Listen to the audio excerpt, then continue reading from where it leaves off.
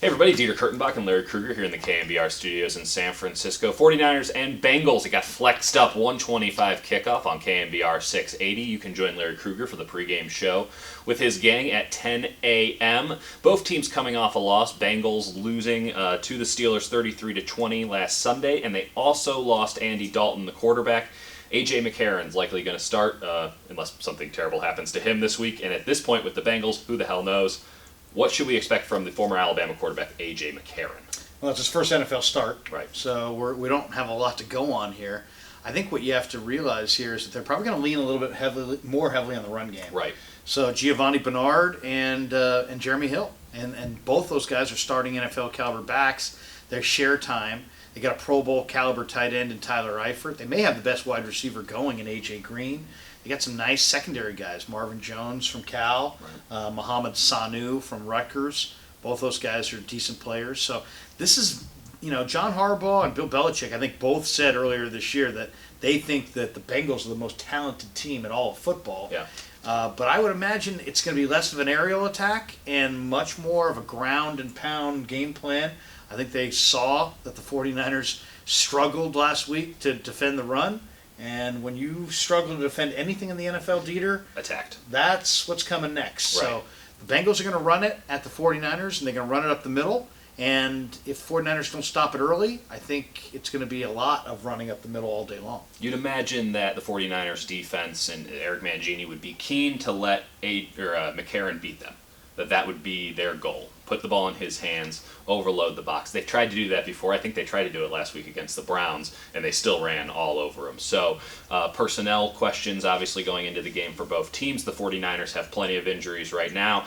Alex Boone is likely out for the season, so the offensive line remains in flux. The biggest one, though, definitely goes back into the player you just mentioned, Tyler Eifert, the tight end. Especially with a new quarterback, the tight end usually is the safety valve for a new quarterback in the game. If Eifert can't go, does the Bengals offense take a major step back? Because I don't see a way that it doesn't.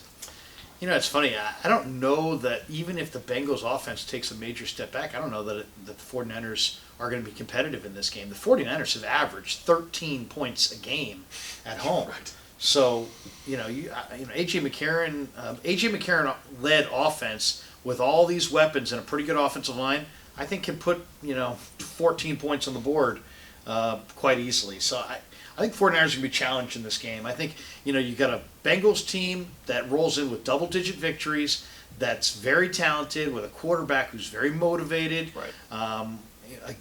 The game plan is going to be real simple: run the ball and play action pass. Right.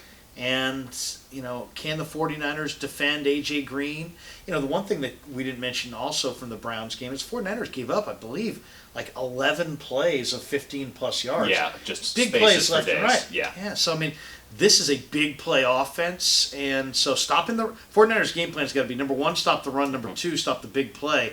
And even then, man, Eifert and Green may be the very best at their position in the entire league. So to say the 49ers are challenged this week, I think doesn't really speak to it. Stop the run, stop big plays. That sounds like Pop Warner game planning. That's the baseline stuff. 49ers haven't been able to do it consistently this season. We'll see if they can pull it off against one of the NFL's best teams on Sunday. And quickly, that Bengals defense, we don't talk about it a lot because the offense is so good. That is a big, fast, nasty defense. That's one of the most physical units in the entire NFL. So the 49ers offensive woes, they got a big struggle in front of them again this week. One of the best defenses. Three guys stand out to me, Dieter, this week on the defensive side.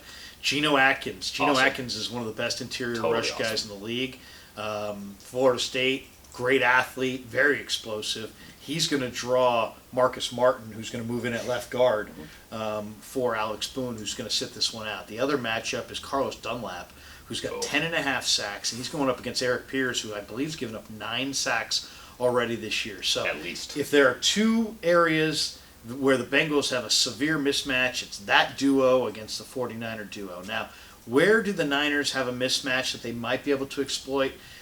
Dre Kirkpatrick, the former Bama corner, has had a disastrous year on the corner. and he's a big-bodied guy who doesn't move all that well. Expect the 49ers to target him in the pass game. He's given up a lot of big plays this year. Big opportunity for Torrey Smith to kind of make a dent on this season. We'll have it all for you. KMBR 680, 1:25 p.m. kickoff. Larry Krueger and the gang at 10 a.m. 49ers and Bengals, and until then, we'll see you. Good night, Australia.